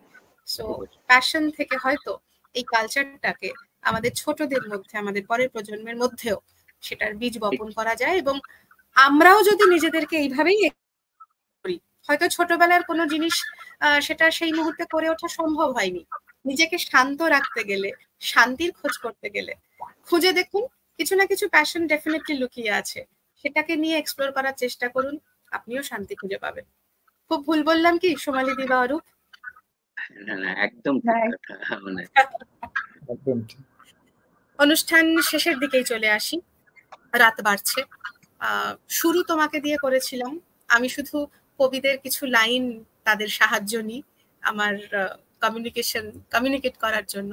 আসবো তোমার কাছে, অনুষ্ঠান শেষও করব তোমার গান শুনেই আমরা। বন্ধুরা যারা রয়েছেন তাদেরকে অসংখ্য ধন্যবাদ সঙ্গে থাকার জন্য। এরকম এর আগে শ্রুতিমঞ্জুরি বিভিন্ন ধরনের আলোচনা আমরা লাইভ স্ট্রিমিং করেছি, লেখক এসেছেন বিভিন্ন ফিল্ডের, মানে যারা ভিন্নধর্মী কাজ করেন, মানে ভিন্নধর্মী কাজ করার কথাটা এই জন্য করছি যারা হয়তো কোনোভাবেই প্যাশনেও এবং ফ্যাশনেও কবিতার সাথে যুক্ত নন, তারাও এখানে এসেছেন এবং বিভিন্ন ধরনের আমরা আলোচনা করেছি। তবে আজকের আলোচনাটা খুব ইউনিক ভাবেই ছিল বলে আমার বিশ্বাস, এবং আশা করি আমাদের বন্ধু শ্রোতা যারা রয়েছেন তারাও একই কথাই বলবেন। অনুষ্ঠান শেষ করার আগে বন্ধুদের যদি কিছু লেখার থাকে বা আমাদেরকে কিছু জানানোর থাকে কাইন্ডলি লিখে জানান, কারণ আপনি লিখলে আমি পড়বো, এটাই আমাদের কমিউনিকেশনের আপাতত মাধ্যম। শেষ করার আগে আসবো সোমালিদির কাছে, এবং তোমাদের তিনজনের কাছেই আমার জিজ্ঞাসা যে যদি কিছু বলার থাকে বা কোনো রকম আমাদের ইনফরমেশন দেওয়ার থাকে, জানানোর থাকে যে কি করলে শান্তির খোঁজ পাওয়া যেতে পারে, সেটা নিয়ে যদি অরূপ এবং তারপরে সোমালিদির কাছে আসি। কি করলে শান্তির খোঁজ পাওয়া যেতে পারে? দেখুন, মানে আমি যেটা মনে করি যে আমাদের প্রফেশনাল লাইফে অনেক কিছু, মানে আমি প্রশ্নটাকে আরেকটু যদি সহজ করে দিই, ধরুন আমাদের ডেইলি লাইফসে এই যে culture of piece, how to cultivate, আমি যদি এইভাবে প্রশ্নটাকে রাখি ডেইলি লাইফে। ওকে, ওটা মানে মানে মানে পার্সোনাল পিস যেটা, তাই তো? হ্যাঁ, তো এটা যেটা আমি যেটা মনে করি, যেটা আমার চিন্তাধারা কি, যে এটার দুটো অ্যাসপেক্ট আছে। হ্যাঁ, মানে আমি যেটা নিজে প্র্যাকটিস করি, যে একটা হচ্ছে যে নিজেকে সবসময় ট্রেন করা, যেটা একজন আমাদের যে মাইন্ড ট্রেনার বা ধর্মগুরু আছে ইন্ডিয়াতে, যে টার্মটা খুব ইউজ করে, ইন্টারনাল ইঞ্জিনিয়ারিং, নাম বললাম না তো, কিন্তু ওই ইন্টারনাল ইঞ্জিনিয়ারিং ভিতরটা মনে হচ্ছে কি নিজেকে কনস্ট্যান্টলি চেঞ্জ করা, নিজের ভিতরে চেঞ্জেস আনা, যাতে কি বাইরে যা হচ্ছে সেটাকে মেনে নেওয়া, যেটা যেটা আমি চেঞ্জ করতে পারছি না সেটাকে মেনে নেওয়া। হ্যাঁ, তো সেটা নিজের মধ্যে কনস্ট্যান্ট চেঞ্জটা আনা, মানে আমার এক্সপেকটেশন অন্যদের কাছে এক্সপেকটেশনসগুলোকে কম বেশি চেঞ্জ করা, যাতে কি আমি আমার আমার সাথে অ্যাট পিস থাকি। ঠিক আছে। আরেকটা হচ্ছে যে যেটা যেটা যেটা আরো একটু বেশি হার্ড, সেটা হচ্ছে যে কেননা অন্যদের নিজের ভেতরে চেঞ্জ আনাটা মনে হয় একটু তাও ইজিয়ার, কি অন্যদেরকে চেঞ্জ করা থেকে। অন্যদের উপরে আপনার কোনো কন্ট্রোল নেই।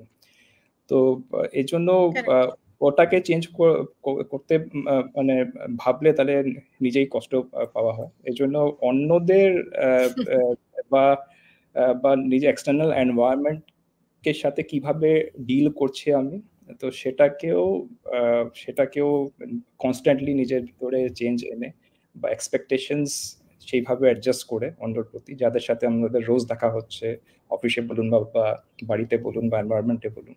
তো এই চেঞ্জটা সবসময় আমি চেষ্টা করি যে নিজের ভেতরে আনা, যে এক্সপেকটেশনস কমানো আর নিজের অ্যাকশনে নিজের ভেতরে মানে পিসটা আনা।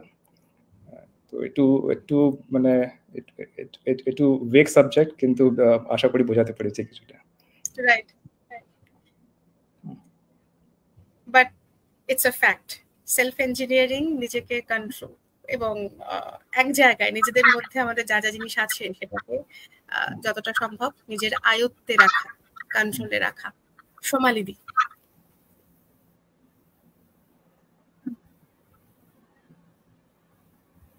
ও সোমালিদি, তুমি কি মিউটে? শুনতে পাচ্ছি না। না তো মিউটে তো নাও, শুনতে পাচ্ছি না কেন?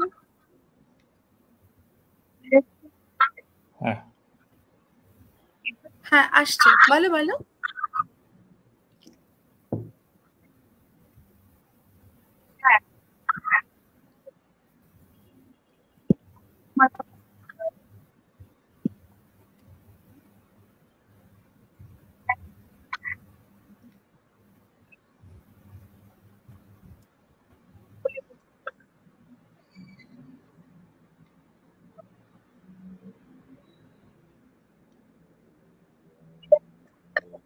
শুনতে পাচ্ছি না। সম্ভব নিশ্চয়ই হবে না।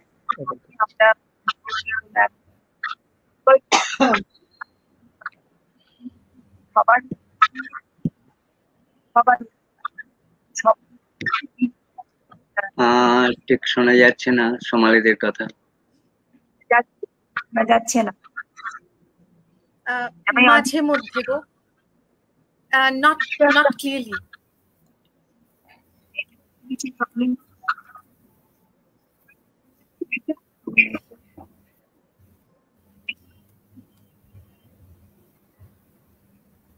সোমালিদির গলা না শুনতে পারলে তো হবে না, আমাদের সবার গলা শুনতে হবে।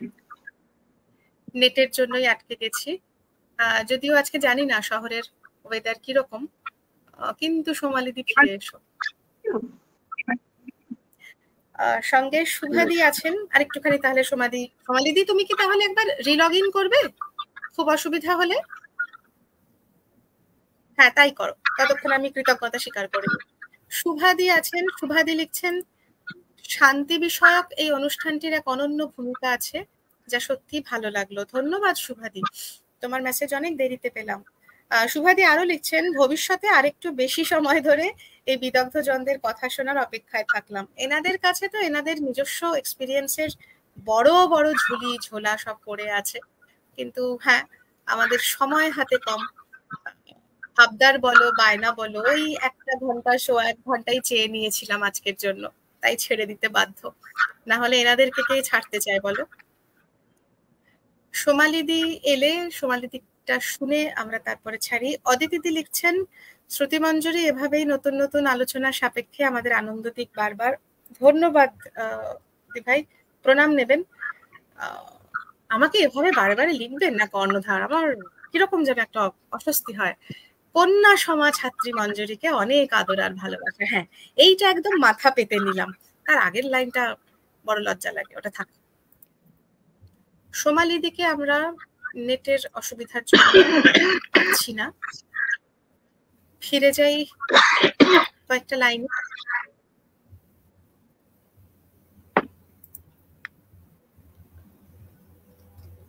বন্ধুরা যে শনিবার এই একটা ঘন্টা আমাদের সঙ্গে ছিলেন, সত্যি আমরা কৃতজ্ঞ। যে লেখাটা বল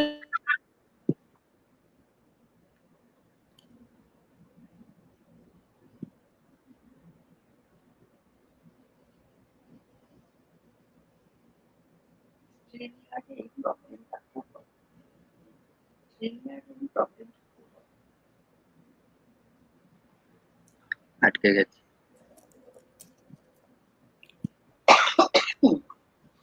তোমার সাউন্ডটা অফ করে দাও।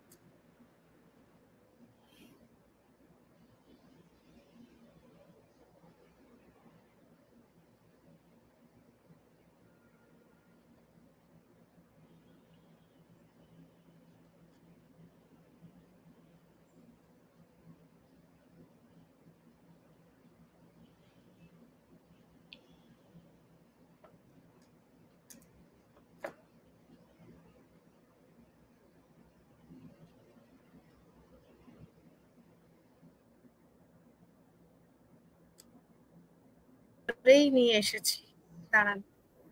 সোমালিদি, নিলাম যে তোমাকে। সঙ্গে আছে বন্ধি শিখা। বন্ধি, তোমার মেসেজ পড়ছি। সোমালিদি আসুক স্ক্রিনে, তারপরে পড়ছি। এই তো সোমালিদি। সোমালিদি, বন্ধির মেসেজ এসেছে, দিই এখানে। অপূর্ব অনুষ্ঠান, শ্রুতিমঞ্জরীকে ধন্যবাদ, তোমাকেও ধন্যবাদ। রেসপেক্টেড গেস্টস যারা এসেছেন আজ, তাদের প্রত্যেকের কথা শুনে নতুন বেশ কিছু ইন্টারেস্টিং ইনফরমেশন জানলাম, ভারী ভালো লাগলো। মন ছুঁয়েছে এই অনুষ্ঠান, আর সোমালিকে আরো কাছে থেকে দেখা ও শোনার সৌভাগ্য হয়েছে, সে কথাও না বলে থাকতে পারছি না। অবশ্যই, এবং সেই সূত্রেই সোমালিদির সাথে আমার আলাপ। শ্রদ্ধা জানাই আপনাদের সকলকে, এমন অনুষ্ঠান আরো হোক। সোমালিদি রিকুইজিশন আছে মনে হচ্ছে আমার, নাকি কি লিখেছো এটা লাগলো সোমালিকে? আচ্ছা, ওটার মনে হয় তুমি সঠিকভাবে লেখার কিছু চেষ্টা করেছো, or maybe I am missing. হ্যাঁ সোমালিদি, আসি তোমার কাছে। এবার কি শোনা যাচ্ছে? পরিষ্কার। বাহ, গ্রেট। এটাই বলছিলাম যে আসলে সমস্ত স্তরে যদি শান্তির প্রক্রিয়া চালানো না যায়, দু চারজন সুবিধাজনক অবস্থায় যারা আছি বিভিন্নভাবে, অর্থনৈতিক, সামাজিক, পারিবারিক ভাবে, তারা শান্তির চর্চা সময় মতন সুবিধে মতন করলে তো সারা পৃথিবীতে শান্তি আসবে না। তাই সবার জন্য করতে হবে এটা। সেই উদ্দেশ্যে স্কুলগুলোতে, আমাদের বেসরকারি স্কুলগুলোতে অনেকটা সুবিধে থাকে। তারা যতগুলো বাচ্চাদের জন্য যে যত পরিমাণ শিক্ষক থাকেন, সেই রেশিও মেনটেন করে প্রত্যেকটি বাচ্চার প্রতি যতটা মনোযোগ দেওয়া সম্ভব এবং যত রকমের জিনিস জানানো সম্ভব, সেটা সাধারণভাবে সরকারি স্কুলের সীমাবদ্ধতায় সম্ভব নয়। এটা কাউকে দোষ দেবার নয়, যত সংখ্যক আমাদের জনসংখ্যা, এটা মাথায় রেখে করতে হবে পুরো বিষয়টা।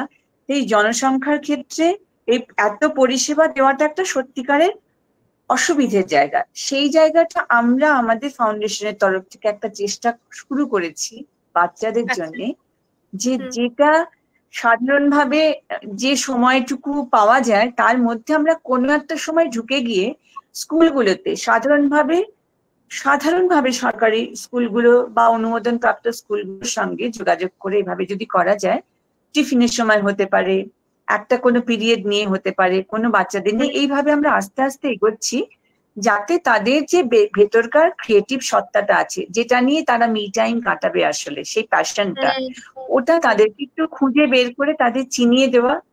যদি কেউ আরেকটু এগোতে চায়, তাদেরকে সেটুকু গান, ছবি আঁকা, গল্প বলা, স্টোরি টেলিং একটা খুব ইম্পর্টেন্ট বিষয় রাখা হয়েছে।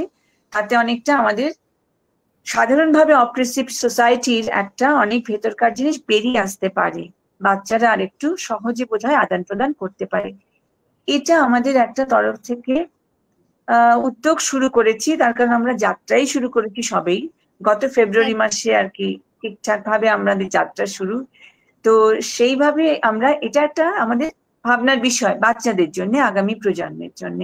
তো ওটাই আর কি আমারও বিষয়, যে পিস বিষয়টা তো শৌখিন বিষয় না, মানে নিত্য প্রয়োজনীয় বিষয়ের চাইতেও বেশি নিত্য প্রয়োজনীয়, যাতে আমরা সবাই সুস্থভাবে সুস্থ মনে বাঁচতে পারি। অন্যের প্রতি আমাদের অসহিষ্ণুতা যেন কমে আসে, তো সেটার জন্য এটা করা। আর তোমার এই কথা শুনে আমি একটা কথা না বলে পারছি না। তুমি জানো, আই এম শিওর, দেখেছো হয়তো, তুমি যেটা বললে না, এই যে টিফিন টাইমে বা কোনো একটা পিরিয়ড ইত্যাদি, তো আমাদের শ্রুতিমঞ্জরি প্ল্যাটফর্মটা তো পুরোটা অনলাইনে।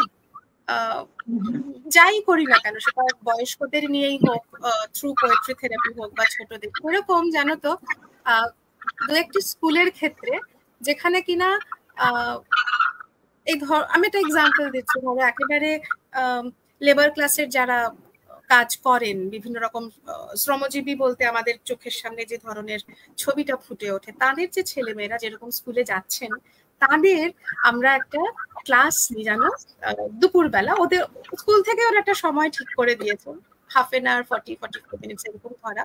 এবং সেই ক্লাসটা হচ্ছে তুমি যে বলছো আঁকা, ছবি আঁকা, গল্প বলা আর ছড়া শেখানো রিদিমের মধ্যে, ক্লাস 4 পর্যন্ত একদম প্রাইমারি সেগমেন্টে আমরা এটা করছি এবং শুরু করেছি।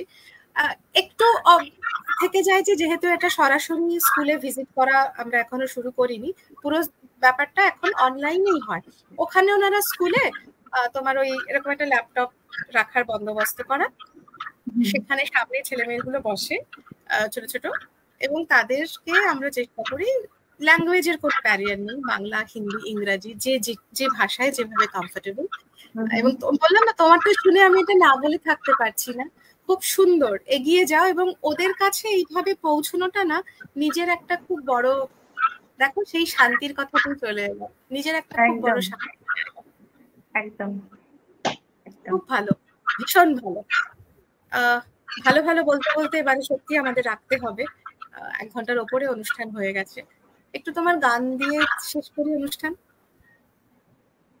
আচ্ছা,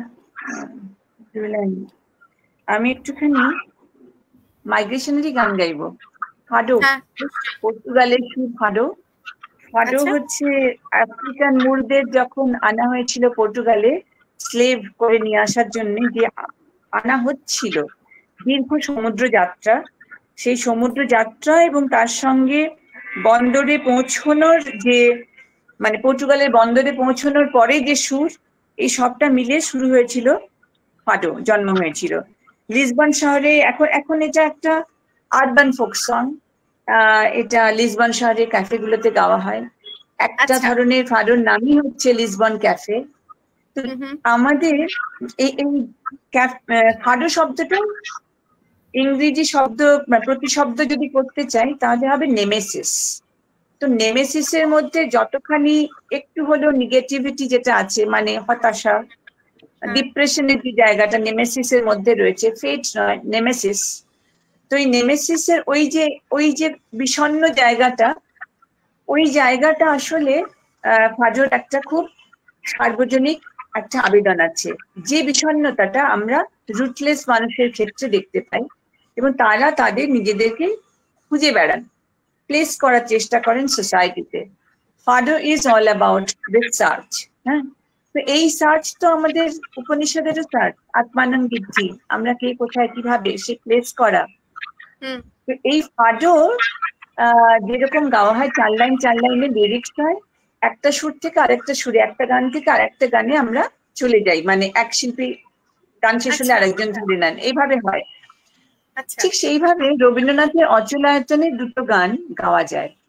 আমি ঠিক লিটারালি 2 লাইন করে পুরো জিনিসটা একটু ডেমনস্ট্রেট করার চেষ্টা করবো। প্রথমে গুনগুন করে ফাডোর সুর।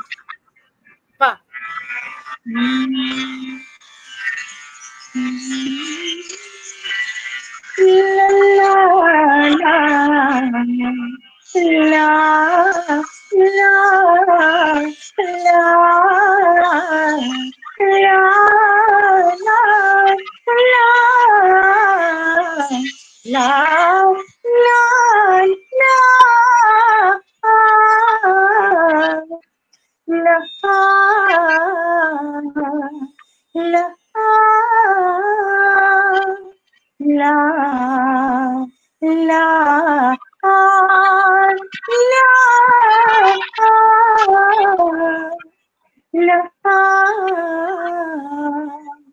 লা লা লা দূরে কোথায় দূরে দূরে দূরে কোথায় দূরে দূরে যে বাসতে বাতাস কাঁদে সেই বাসতে সুরে সুরে দূরে কোথায় দূরে দূরে যা হবার তা হবে যা হবার তা হবে যে আমারে